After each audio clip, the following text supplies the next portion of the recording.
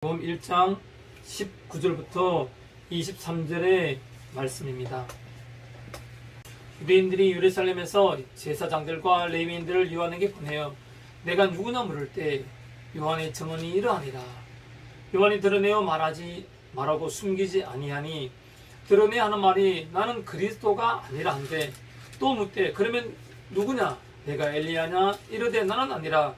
또 묻되 내가 그 선지자냐? 대답하되 아니라. 또 말하되 누구냐? 우리를 보낸 이들에게 대답하게 하라. 너는 내게 대하여 무엇을 아느냐? 이르되 나는 선지자의 말과 같이 주의 길을 곧게 하라고 광야에서 외치는 자의 소리로다 하니라.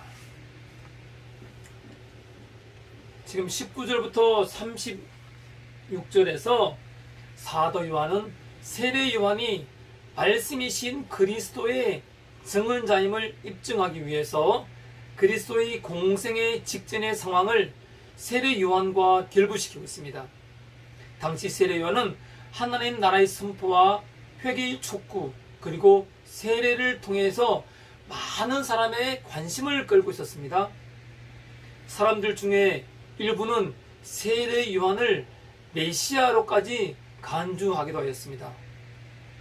누가복음 3장 15절 말씀해 보면요, 백성들이 바라고 기다림으로 모든 사람들이 요한을 꼭 그리스도신가 심중에 생각하니 라고 하고 있습니다.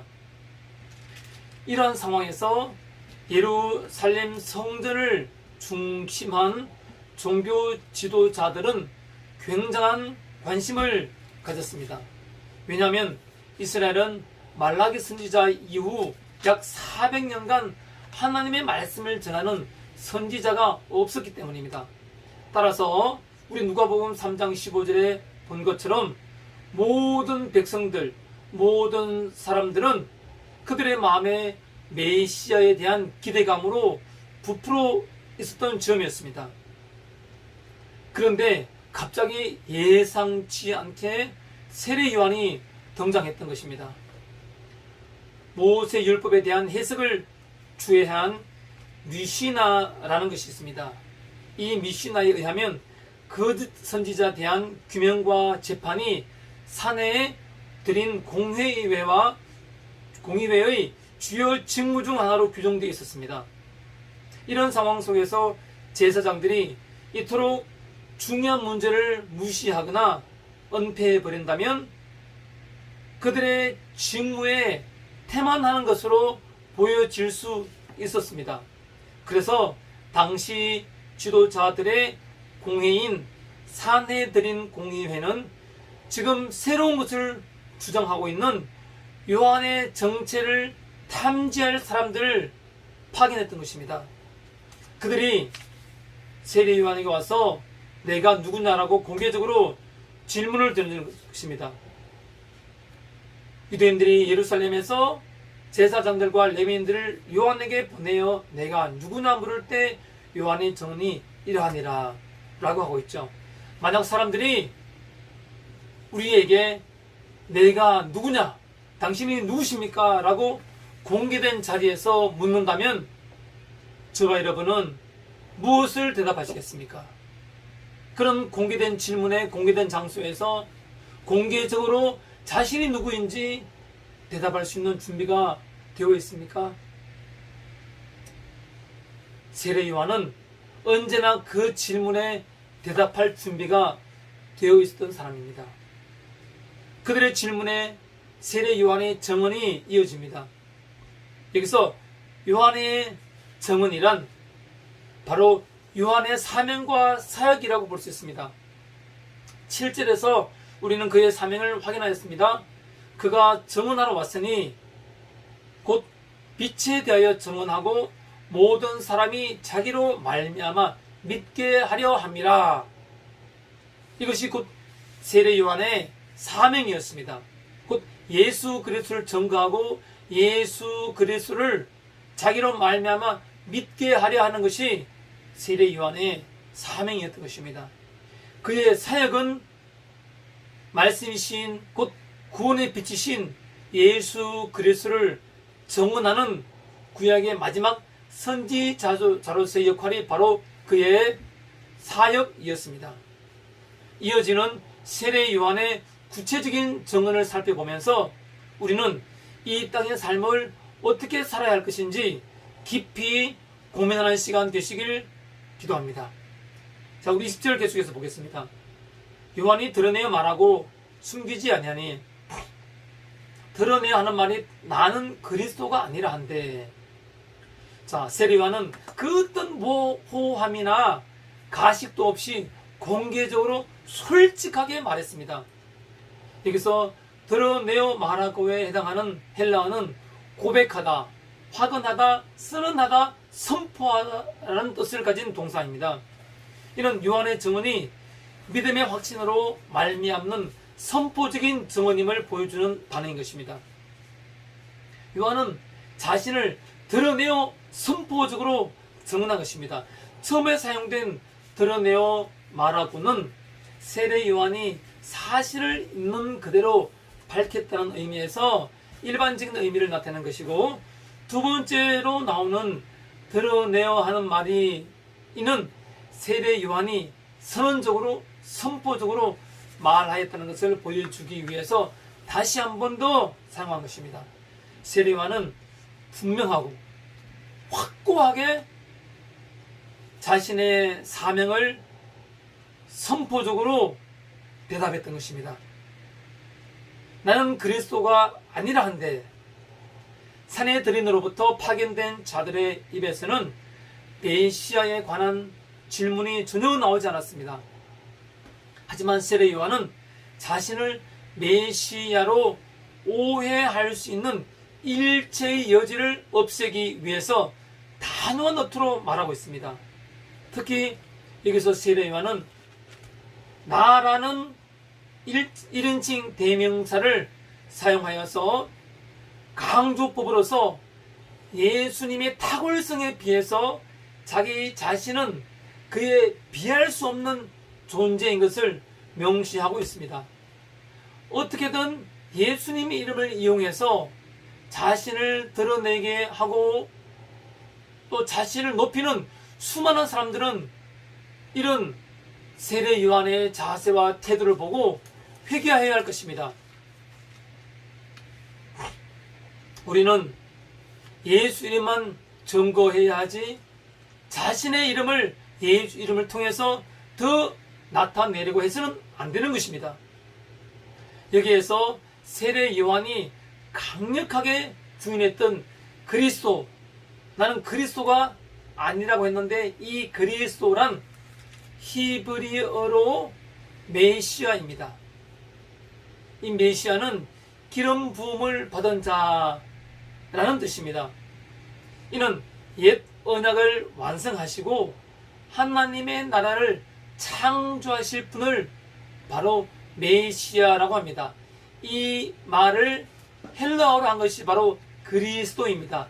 그리스도는 곧 메시아이며 그리스도는 기름 부은 자는 뜻이고 옛 언약을 완성하시고 하나님 나라를 창조하실 분을 곧 그리스도라고 하는 것입니다. 그러나 이런 하나님의 나라의 개념은 이스라엘의 선민사상과 융합이 되어서 식민지적 상황을 종식시켜줄 정치적 메시아 사상으로 변질되고 말았습니다. 즉 유대인들은 메시아와 세속적인 왕을 동일시하는 그런 오류에 빠졌던 것입니다. 오늘날 변질된 기독교 역시 당시 유대인들의 잘못된 메시아 사상과 크게 다를 바 없습니다. 예수 그리스도로 말미암아 이 땅에서의 번영과 축복을 받으려는 오류에 빠져 있는 것입니다. 자신의 가난과 질병과 고난을 종식시켜달라고 절규하고 있습니다. 자신을 향한 하나님의 뜻은 안중에 없습니다. 오직 자기 자신의 성공과 번영만을 추구하고 있습니다. 또 교회는 그렇게 된 사람들을 간증자로 세워서 잘못된 오류의 복의 개념을 일반화시키고 있고 전파시키고 있는 그런 악한 일을 일삼고 있는 것이 오늘날 변질된 기독교인 것입니다. 이는 참으로 비극적이며 불행한 일이 아닐 수 없습니다. 중세 카톨릭 교회의 타락된 모습이 재현되어서는 안 됩니다. 기독교의 본질은 이 땅에서의 번영에 초점을 맞추는 것이 아니라 저 영원한 영혼의 세계, 그 번영에 초점을 맞추고 있는 것임을 우리는 간과하지 말아야 합니다. 잘못된 길로 인도하는 자, 거짓된 소리로 우리를 인도하는 자, 그런 자의 소리를 우리는 단호하고 강력하게 드러내어서 반대의 목소리를 내어야 합니다. 자신의 고난을 종식시켜 달라고 기도하지 말라는 것이 아닙니다. 하나님께서도 시편 145편 18절에 여호와께서는 자기에게 간구하는 모든 자, 곧 진실하게 간구하는 모든 자에게 가까이 하시는도다 라고 간구하라고 하십니다. 하지만 마태복음 6장 33절에 본 바와 같이 그런즉 너희는 먼저 그의 나라와 그의 의를 구하라. 그리하면 이 모든 것을 너희에게 더하시리라. 우리는 이 땅을 위해서도 기도해야 합니다. 하지만 무엇보다도 먼저 하나님의 나라와 하나님의 의를 간구하고 추구해야 한다는 것입니다. 한마디로 영혼 구원의 사명을 다해야 한다는 것입니다. 우리는 지금 진정으로 간구하는 것이 무엇입니까? 내 삶의 고난함과 고난을 종식시켜줄 메시아의 힘만을 간구하고 있지는 않습니까? 세례 요한도 우리처럼 똑같은 성정의 인간이었지만 그는 확고부동한 사명의식이 있었습니다. 그 인기가 하늘을 찌를 듯 치솟고 있었지만 그는 자신과 남을 기만하지 않고 오직 그리스도만 증언하는 삶을 살았던 것입니다. 여러분의 삶은 무엇을 증언하는 삶을 살고 있습니까? 종교 지도자들이 보낸 자들의 질문이 계속 이어집니다. 21절입니다. 또 묻되 그러면 누구냐? 내가 엘리야냐? 이르되 나는 아니라. 또 묻되 내가 그 선지자냐? 대답하되 아니라. 그런데 여기서 한 가지 의문이 생깁니다. 왜 그들은 자기들이 그렇게도 존경하던 모세가 아니라 엘리야를 거론한 것일까요? 그것은 말라기에서 이유를 찾을 수 있습니다. 말라기의 예언, 말라기서 4장 5절에 보면 보라, 여호와의 크고 두려운 날이 이르기 전에 내가 선지자 엘리야를 너에게 보내리니 라고 하고 있습니다. 그들은 공의로운 해이신 메시아가 떠오르기 전에 엘리야가 먼저 나타나리라는 것을 이 말씀을 통해서 믿고 있었는데 세례 요한이 약대 토롯을 입고 금욕적인 식사를 하고 이스라엘 향해서 회개의 일소리를 선포하는 등의 행동들이 구약의 말라기가 예언한 엘리야를 연상시켰기 때문이었습니다. 그러나 이 내가 엘리야냐라는 이 질문은 그들이 오랫동안 지녀왔었던 잘못된 개념을 전제로 하고 있었던 것입니다. 왜냐하면 그들은 사람의 영혼이 한 사람에서 몸에서 나가서 다른 사람의 몸속으로 들어간다는 환생설을 믿고 있었기 때문에 하나님께서 엘리야를 다시 다른 사람의 몸을 통해서 보내실 것이라고 생각을 하고 있었던 것입니다. 그래서 그들은 말라기 선지자 예언을 아합 왕 취하에서 살았던 그 엘리야 선지자가 하나님이 엘리야를 이 선지자 몸속에 집어넣어서 환생시켜 줄 것이라고 믿고 있었기 때문에 이런 일이 벌어진 것입니다. 이것은 하나님의 말씀을 절대적으로 곡해한 것이고 오해하였던 것입니다. 그러므로 세례 요한은 자기는 엘리야가 아니라고 한 것은 합당한 것입니다. 왜냐하면 세례 요한은 당시 이스라엘 백성들이 생각하고 있던 그런 말들을 이해하고 있는 방식에 맞춰서 대답을 한 것이기 때문입니다. 자기는 엘리야가 나를 통해서 환생한 그런 엘리야가 아니라는 의미에서 나는 엘리야가 아니다라고 말한 것입니다. 하지만 여러분, 예수 그리스도께서는 나중에 말라기 선지자의 예언에 대한 제대로 된 해석을 통해서 세례 요한이 바로 엘리야였다고 당전적으로 말씀을 하십니다. 그 장면이 마태복음 11장 14절에 나오죠. 만일 너희가 절겨 받을진대 오리라 한 엘리야가 곧 이 사람이니라. 마가복음 9장 13절에서는요. 그러나 내가 너희에게 이르노니 엘리야가 왔으되 기록된 바와 같이 사람들이 함부로 대우하였느니라 하시니라. 예수 그리스도께서는 세례 요한이 하나님의 존전으로부터 직접 보내신 받은 자, 저 엘리야라고 말씀하신 것입니다.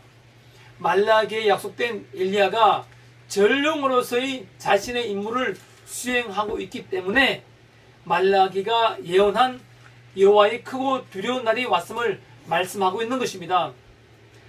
그들은 세례 요한이 그리스도도 아니고 엘리야도 아니라고 하자 이번에는 그러면 그 선지자냐라고 묻습니다. 우리 21절 다시 한번 읽어보겠습니다. 또 묻되 그러면 누구냐? 내가 엘리야냐? 이르되 나는 아니라. 또 묻되 내가 그 선지자냐? 대답하되 아니라. 본문에서 그 선지자에 대해서 해석이 분분합니다. 에라스무스는 그 선지자가 예수 그리스도를 가리키는 것으로 해석했고, 지금도 많은 학자들은 예수 그리스도를 가리킨다고 얘기하고 있는 학자들도 있고, 반면 칼빈은 다르게 해석합니다. 이 질문을 한 자들이 나중에 그들이 한 질문 전체를 네가 만약에 그리스도도 아니고 엘리야도 아니고 그 선지자도 아닐진데 라면서 25절에 하는 말로 보아서 이 질문이 그리스도가 아닌 다른 어떤 선지자를 염두에 둔 것임이 아주 분명하고 하기 때문이라는 것입니다. 즉 그 선지자는 예수 그리스도가 아니라 앞뒤 문맥을 봤을 때 어떤 선지자를 지칭하는 것이라고 부를 수 있다는 것입니다. 저도 이 의견에 동의합니다. 여기에서 그들, 즉 사내들인 공의에서 보낸 그들은 그 선지자라는 단어를 통해서 세례 요한의 직분이 무엇인지, 즉 하나님께서 세례 요한을 선지자로 세우신 것이 과연 맞는지를 지금 묻고 있는 것입니다.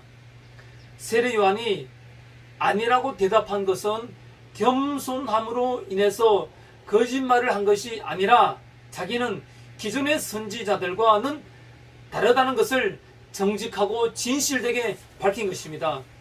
세례 요한이 이렇게 자기가 그 선지자가 아니라고 대답한 것은 결코 겸손해서 짐짓 아닌 채 한 것이 아니었고, 그가 자신은 이전에 수많은 선지자들과 다르다고 한 것을 정직하고 진실하게 말한 것입니다. 그렇지만 이러한 그의 대답은 예수 그리스도께서 세례 요한을 높여 말씀하심과 또 모순되는 것이 아니었습니다. 예수 그리스도께서는 세례 요한을 선지자라고 하셨을 뿐만 아니라 선지자보다 더 나은 자라고 마태복음 11장 9절에서 말씀하셨습니다.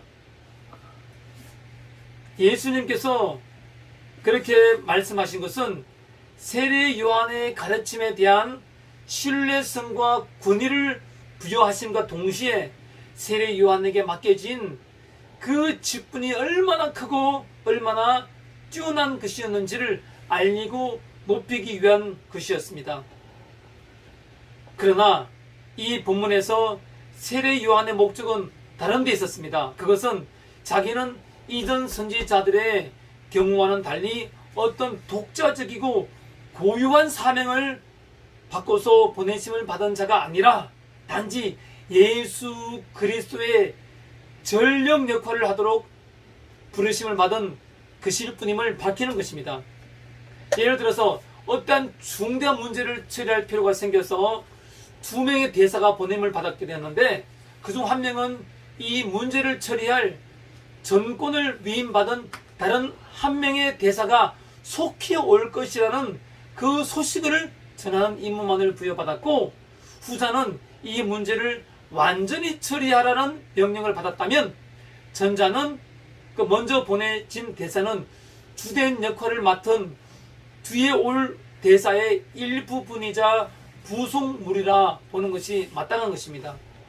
세례 요한의 경우가 바로 그런 경우였습니다. 왜냐하면 하나님께서는 세례 요한에게 오직 그리스도를 위하여 제자들을 준비하라는 명령만을 주셨기 때문인 것입니다. 전후 문맥을 전체적으로 살펴보면 더욱더 분명하게 드러납니다. 곧 이어지는 세례 요한의 대답이 나오는 구절, 즉 내용적으로 이 구절과 대꾸가 되는 구절을 살펴보면 세례 요한은 자기는 선지자가 아니고 광야에서 외치는 자의 소리라 라고 말하는 것입니다.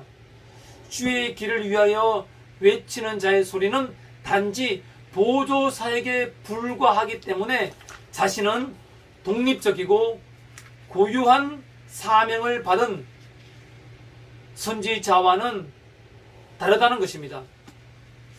그가 전하는 것들은 단지 사람들로 하여금 또 다른 선생의 가르침을 경청하기 위한 일종의 정지 작업일 뿐인 것입니다. 이런 식으로 세례 요한은 모든 선지자보다 더 큰 선지자였지만 그럼에도 불구하고 일반적인 의미에서의 선지자는 아니었던 것입니다. 그래서 세례 요한은 나는 그 선지자가 아니라 라고 단호하게 당신이 엘리야라는 질문에 그들이 또한 그 선지자라는 질문에 아주 단정적으로 부정했던 것입니다.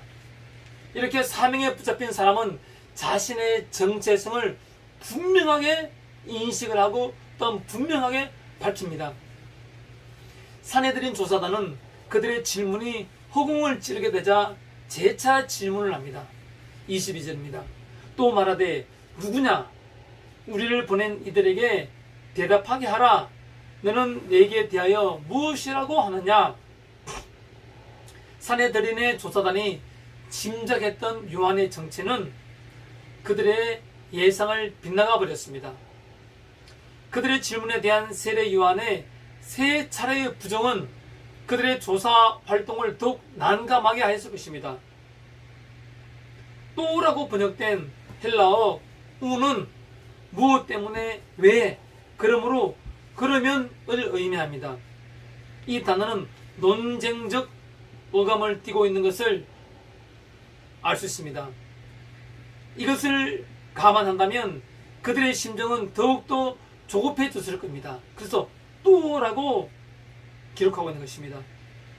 그래서 그들은 우리를 보낸 이들에게 대답하게 하라 라고 합니다. 사두개인들의 난감함과 조급함의 원인을 단적으로 표현한 말입니다. 즉 그들은 진리를 찾는 자들이 아닌 것입니다. 그들은 기존 권위의 하수인에 지나지 않았던 것입니다. 세례 요한이 누구인지 가서 보고해야 하는데 가서 할 말이 없었기 때문입니다. 그래서 이제 사두개인들은 그들의 추측대로 요한에게 질문하지 않고 세례 요한의 자기 진술을 요청하게 됩니다. 따라서 이어지는 질문인 너는 내게 대하여 무엇이라 하느냐라는 말은 어떠한 암시도 전혀 개입되지 않는 질문의 형태로서 당신은 자신을 누구라고 생각하고 있어? 라고 공동 번역에서 번역하고 있으며 당신은 자신을 무엇이라고 말하시오? 라고 세 번역에서 번역을 하고 있습니다. 이에 대한 답으로 세례 요한의 답은 글작입니다. 23절입니다. 이르되 나는 선지자 이사야의 말과 같이 주의 길을 곧게 하라고 광야에서 외치는 자의 소리로다 하니라. 선지자 말라기가 예언했던 엘리야의 돌에 대한 잘못된 해석을 불식시키고 자신의 사역의 본질과 성격을 드러내기 위하여 세례 요한은 이사야 40장 3절을 인용하고 있습니다. 그리고 이러한 세례 요한의 생생한 자기 증언은 공관 복음에서도 이사야 예언의 성취라는 관점에서 반영되고 있습니다.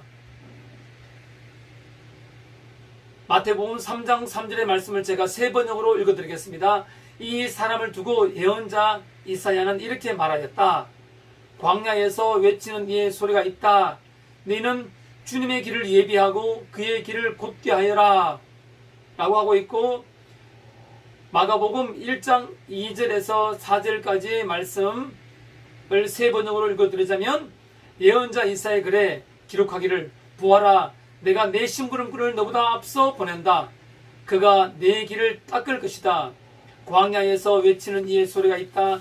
너희는 주님의 길을 예비하고 그의 길을 곧게 하여라 한 것과 같이 세례자 요한이 광야에 나타나서 죄를 용서받게 하는 회개의 선포를 세례를 선포하였다라고 마가복음 1장 2절에서 4절까지 기록하고 있고, 또 누가복음 3장 3절과 4절에서도 요한은 요단강 주변 온 지역을 찾아가서 죄 사함을 받게 하는 회개의 세례를 선포하였다. 그것은 이사의 예언서에 적혀있는 대로였다. 광야에서 외치는 이의 소리가 있다. 너희는 주님의 길을 예비하고 그 길을 곧게 하여라 라고 세 번역에서 기록하고 있습니다. 세례 요한은 주의 길을 곧게 하라고 광야에서 외치는 자의 소리라고 선포하고 있는 것입니다. 세례 요한은 자신을 그리스도를 증언하고 그 앞길을 예비하는 선구자임을 분명히 밝히고 있습니다. 이 말은 세례 요한이 직접 말한 것을 사도 요한이 기록한 것입니다. 이에 반해서 공관복음은 앞서 읽어드린 것처럼 이사야의 예언을 직접 인용함으로써 세례 요한의 자기 증언을 예언 성취의 형식으로 제시하고 있는 것입니다. 결국 본문은 저자인 세례 요한이 당시의 상황을 직접 목격하고 그대로 재현하고 있음을 보여주는 구절인 것입니다. 또한 본문에서 광야에서 외치는 자의 소리라는 표현은 이사야의 말이라는 표현과 대조를 이룹니다. 즉 이사야가 예수 그리스도의 오심을 예언했듯이 구약의 마지막 예언자인 세례 요한은 주의 길을 예비하는 자였던 것입니다. 그리고 이사야의 말은 그리스도를 증언한다는 점에서 세례 요한의 소리와 서로 일치하는 것입니다. 세례 요한은 자기가 선지자의 사명을 받은 것이 아니라면 가르치는 일을 수행하는 일은 잘못된 것이다 라는 비난을 받을 수 있었기 때문에 자기에게 주어진 일이 무엇인지 밝히고 이사야 40장 3절 말씀을 통해서 그것을 증명한 것입니다. 사실 이사야는 이사야 40장 3절에서 세례 요한에 대해서만 말한 것이 아닙니다. 교회가 회복될 것이라는 약속의 말씀을 전하면서 장차 주의 길을 곧게 하라고 명령하며 기뻐하는 소리들을 듣게 될 것이라고 예언하였던 것입니다.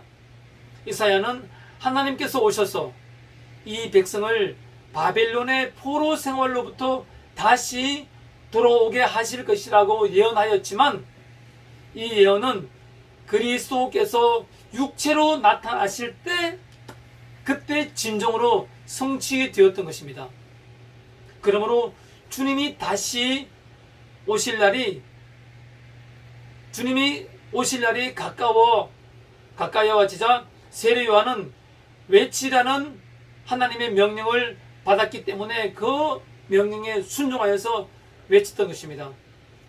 이사야는 하나님의 백성인 교회가 황폐하게 되어 버려진 비참한 상황 가운데 있고, 그러한 상황이 이 백성이 포로 생활에서 돌아오는 것을 가로막고 있는 현실을 비유적으로 광야라고 표현하였습니다.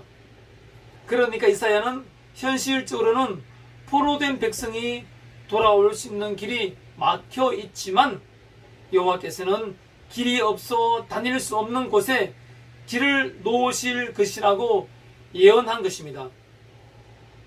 하나님께서는 자신들이 처한 참담한 현실에 당혹하고 있던 당시 이스라엘 백성들 그들의 눈앞에 이 예언의 거울을 들이미시기 위해서 모든 것을 계획하고 준비하신 것입니다.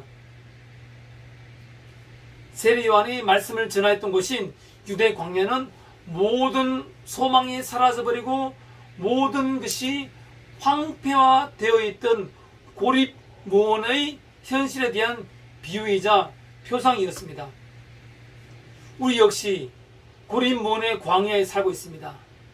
그런 우리의 눈앞에 예수님의 재림이라는 예언의 거울을 들이미시기 위해서 하나님께서는 우리에게 참담한 광야의 현실을 주신 것임을 잊지 마시기 바랍니다. 눈앞에 생생하게 펼쳐지는 날마다의 광야의 삶을 우리는 어떻게 살아갈 것입니까? 하나님께서는 우리에게도 세례 요한의 사명을 똑같이 주시는 것입니다. 주의 길을 곧게 하라고 광야에서 외치는 자의 소리가 되어서 살라고 하는 것입니다. 그 소리는 바로 영혼 구원의 소리인 것입니다. 이르되 주 예수를 믿으라. 그리하면 너와 내 집이 구원을 얻으리라. 사도행전 16장 31절에 말씀되어 있습니다. 그것 또한 마태복음 25장 46절에는 믿지 않는 자들은 영벌에 믿는 자들은 영생에 들어가리라 하시니라 라고 말씀하십니다. 택함받아 믿게 된 그리고 영생에 들어가게 된 우리가 이 광야의 삶 가운데 세례 요한처럼 외쳐야 하는 소리는 다른 소리가 아닌 오직 영혼 구원의 소리여야 합니다. 예수를 믿으면 천국이요, 믿지 않으면 지옥이라는 소리를 외쳐야 합니다. 말로 외쳐야 하고 글로 외쳐야 하고 내 삶으로 외쳐야 한다는 것입니다. 어디에서 무엇을 하든지 어떤 자리에 있든지 우리는 영혼 구원의 그 소리를 외쳐야 합니다. 모든 삶의 목적과 초점이 영혼 구원에 초점이 맞춰져야 한다는 것입니다. 그것이 주의 재림을 바라보는 성도의 사명인 것입니다. 오늘 우리는 광야에서 외치는 자의 소리가 되어 주의 길을 예비한 세례 요한을 보았습니다. 그 세례 요한이 그 소리가 지금도 우리 가운데 쟁쟁하게 들려야 됩니다. 그 소리가 살아서 우리 영혼을 요동치게 만들어야 합니다. 그래서 우리는 기도해야 합니다. 그래서 말씀을 봐야 됩니다. 오직 세례 요한처럼 광야에 외치는 자의 소리, 영혼 구원자의 소리가 여러분의 사명을 일깨우고 여러분의 삶을 이끌어갈 수 있는 그런 귀한 자의 소리가 되길 간절히 소망합니다. 기도하시겠습니다.